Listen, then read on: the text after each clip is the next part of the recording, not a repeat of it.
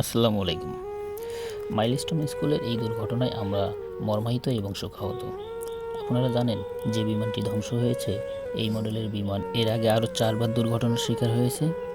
তারপরেও কেন এই ধরনের পুরনো মডেলের ঝুঁকিপূর্ণ বিমানগুলি ঢাকার মতো জনবহুল শহরে প্রশিক্ষণের জন্য উড়ানো হয়? এবারে চলুন জেনে নেই এর আগের দুর্ঘটনাগুলো সম্পর্কে। F7 সিরিজের বিমানটি প্রথম দুর্ঘটনার শিকার হয় 2001 সালের 7 জানুয়ারি। বিমানটি ঢাকা জিয়া আন্তর্জাতিক বিমানবন্দর থেকে ওড়ার পরপরই ইঞ্জিনে আগুন ধরে। সে সময় দুজন পাইলট, একজন নিহত হয় এবং কো পাইলট আহত হয়। এর পরের দুর্ঘটনা 2008 সালের 8 এপ্রিল টাঙ্গাইলে অনুশীলনের সময় বিমানটি নিয়ন্ত্রণ হারিয়ে পড়ে যায়।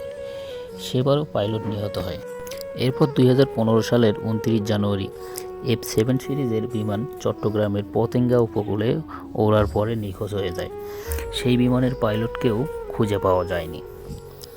4 নম্বর দুর্ঘটনাটি 2018 সালের 23 নভেম্বর মধুপুর এলাকায় এই সিরিজের একটি বিমান পরপরই পাইলট নিহত হয়। 5 নম্বর, এরপর আবারও 2025 সালের এই 21 জুলাইয়ে ঢাকায়। এখন আমার প্রশ্ন হলো, এই সিরিজের বিমান এর আগে চারবার দুর্ঘটনার শিকার হওয়ার পরেও কেন ঢাকার মতো একটা জনবহুল শহরে এটাকে প্রশিক্ষণের জন্য উড়ানো হলো?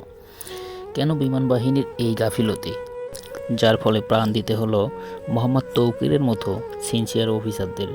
প্রাণ দিতে হচ্ছে ছোট ছোট কতগুলো বাচ্চাকে। তাই আমরা বাংলাদেশ বিমান বাহিনীকে বলতে চাই, এমন গাফিলতি, এমন অসতর্কতা যেন ভবিষ্যতে আর না হয়। এই সমস্ত পুরনো অচল জিনিসকে আর সার্ভিসিং করে চালানোর চেষ্টা করেন না। এখন আল্লাহর কাছে প্রার্থনা করি, আল্লাহ যেন নিহতদের জান্নাতবাসী করেন এবং আহতদের দ্রুত সুস্থ করে দেন। আমিন। আল্লাহ হাফেজ।